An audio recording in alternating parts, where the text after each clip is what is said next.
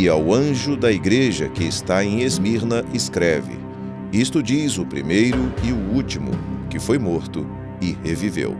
Apocalipse, capítulo 2, verso 8. Olá, eu lhe saúdo com a paz gloriosa do Senhor Jesus Cristo. Seja muito bem-vindo ao terceiro episódio desta série, que aborda o aspecto histórico e profético das 7 cartas do Apocalipse. Neste terceiro episódio da série, o plano profético da igreja nas 7 cartas do Apocalipse, falaremos sobre a carta à igreja de Esmirna.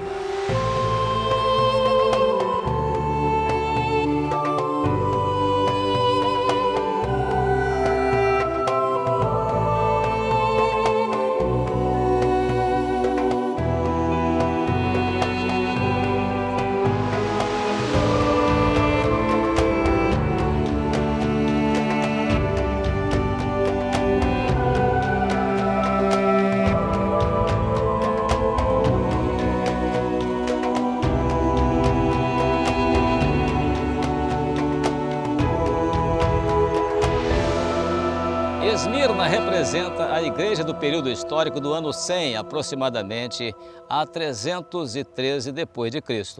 Foi o período das grandes perseguições contra os cristãos, que foram queimados vivos em fogueiras, decapitados, entregues às feras nas arenas ou mortos nas cruzes. Esse período ficou conhecido como a Era dos Mártires. Para os fiéis desse período profético de Esmirna, o Senhor Jesus não tem reprovação. O período de Esmirna termina com o Edito de Milão, assinado por Constantino no ano 313, que assegurou a tolerância e liberdade de culto aos cristãos. Nesse período, levantaram-se 10 ondas de perseguições, começando com Nero, imperador romano, e sendo seguido pelos demais. Nero, entre 54 e 68 d.C., Domiciano, entre 81 e 96 d.C., Trajano, entre 98 e 117 d.C., Marco Aurélio, entre 161 e 180 d.C., Severo, entre 193 e 211 d.C., Maximino, entre 235 e 238 d.C., Décio, entre 249 e 251 d.C., Valeriano, entre 253 e 260 d.C., Aureliano, entre 270 e 275 d.C., e Diocleciano, entre 284 e 305 d.C.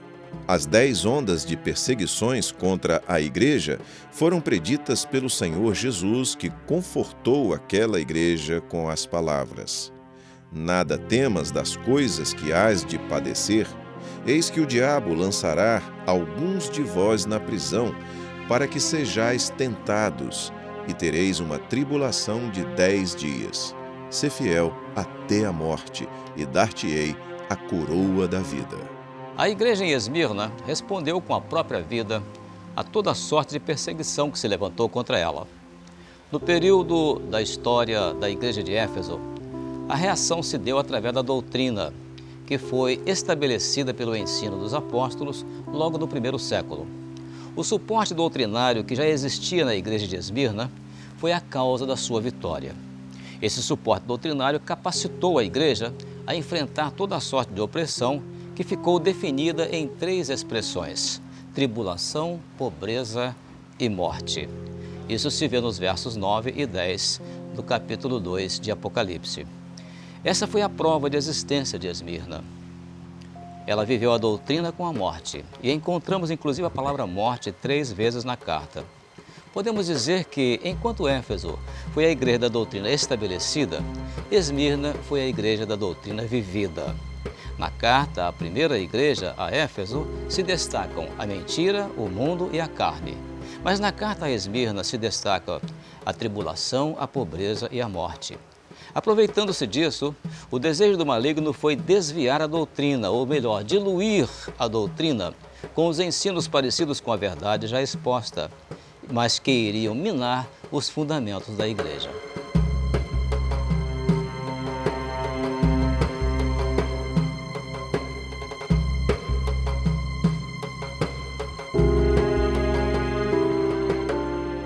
Esses ensinos parecidos com a verdade estão mencionados no capítulo 2, versículo 9 de Apocalipse.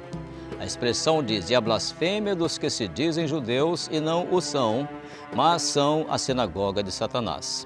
Esta blasfêmia tinha a intenção de anular o sacrifício de Jesus. Queriam impor aos irmãos a prática das doutrinas do Velho Testamento, as obras em lugar da fé, a lei em lugar da graça e um reino material em lugar de um reino espiritual. No livro de Atos dos Apóstolos, no capítulo 15, a doutrina da fé e da graça são confirmados para derrubar os argumentos dos chamados crentes judaizantes, citados no verso 9, que queriam voltar às obras da lei e, por isto, a carta de Paulo aos Gálatas foi uma prova disso.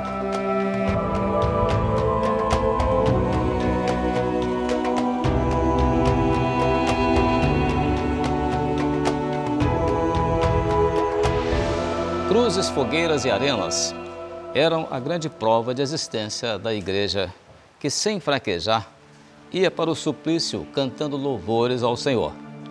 Daí o nome Esmirna, que é o nome que vem derivado de uma planta do Oriente, que quanto mais pisada, mais exala perfume. Nesse período da história, registra o martírio de Policarpo, que era chamado bispo de Esmirna, lugar onde nós estamos aqui. E ele foi, segundo os historiadores, discípulo do apóstolo João. Ele morreu queimado numa fogueira, isso aqui em Esmirna, no ano 155 depois de Cristo. Mas quanto mais cristãos morriam nas cruzes, fogueiras e arenas, mais pagãos se convertiam ao cristianismo.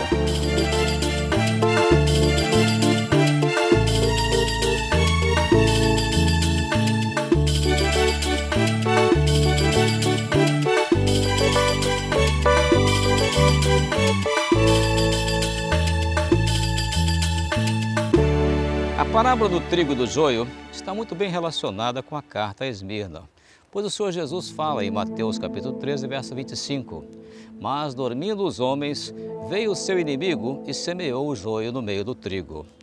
A semente do joio foi semeada pela sinagoga de Satanás, referida em Apocalipse 2:9. Isso foi feito enquanto os fiéis dormiam no Senhor através da morte física. Ainda em Éfeso, o esquema do inimigo já estava traçado, na figura do joio que cresce junto com o trigo.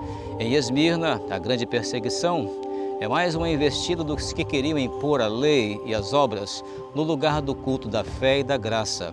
Nesse período é que os crentes judaizantes citados em Apocalipse 2:9 queriam impor sobre a igreja uma doutrina parecida com a verdade, mas que não era a verdade.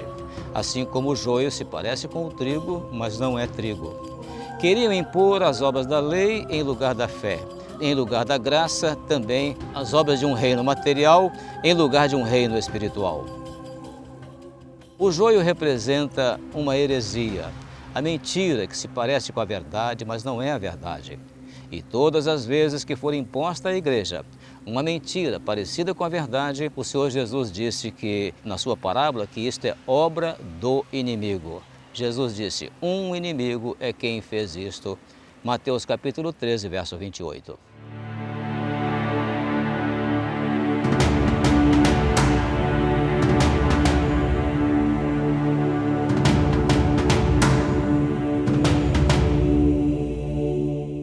O que seria a sinagoga de Satanás? Joio com o trigo era o grande argumento da mistura ou união para diluir. Este elemento proliferou na igreja seguinte, ou seja, na igreja de Pérgamo, com seus reflexos até o dia de hoje. Separar o trigo do joio não é fácil para o homem que não conhece a obra perfeita de Deus. Uma planta parecida, com a mesma cor, o mesmo crescimento, porém, a diferença está nos frutos.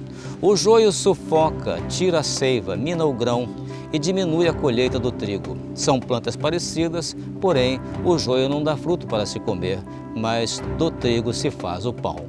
Lembrando que a nossa abordagem está sendo feita no sentido profético. Mateus capítulo 13, verso 30. Deixai crescer ambos juntos até a ceifa. Colhei primeiro o joio para queimar, mas o trigo ajuntai-o no meu celeiro. O joio vai continuar existindo até a ceifa. até ao arrebatamento da igreja. É preciso morrer para ele, como Esmirna fez.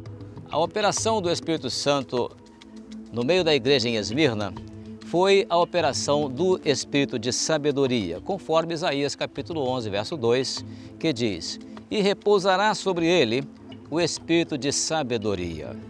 No capítulo 2, verso 8 de Apocalipse, a expressão do Senhor Jesus diz assim: "Isto diz aquele que é o primeiro e o último, que foi morto e reviveu."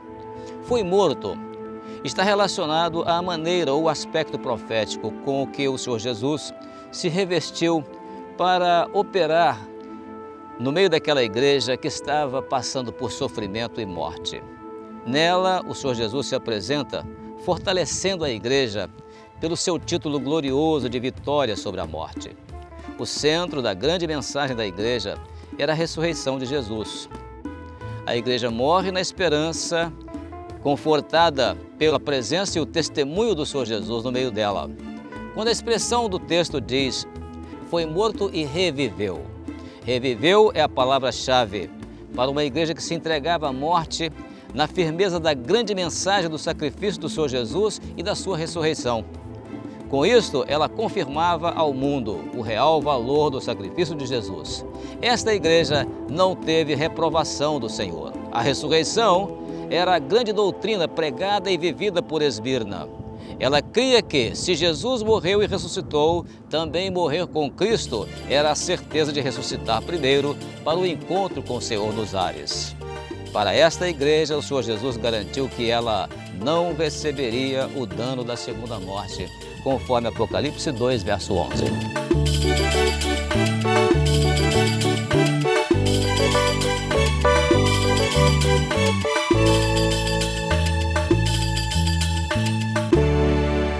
A ênfase da operação do Espírito Santo em Esmirna foi a sabedoria. A sabedoria de Esmirna consistiu na troca dos valores materiais pelos valores espirituais, o culto material pelo culto espiritual, as obras da lei pela fé e a graça. São coisas tão parecidas, à luz da razão, que somente a sabedoria do Espírito Santo poderia dar o entendimento da diferença entre trigo e joio. A essa igreja, o Senhor faz duas promessas. Apocalipse 2:10. Dar-te-ei a coroa da vida. Apocalipse 2:11. Não receberás o dano da segunda morte. Segunda morte é a eternidade sem Deus. A carta termina com uma exortação. Quem tem ouvidos, ouça o que o Espírito diz às igrejas. Apocalipse 2:11. Encerramos aqui este terceiro episódio da série O Plano Profético da Igreja nas 7 cartas do Apocalipse. E lhe esperaremos no próximo episódio, quando a nossa abordagem será sobre a carta à Igreja de Pérgamo. Até lá e fique com a paz do Senhor Jesus.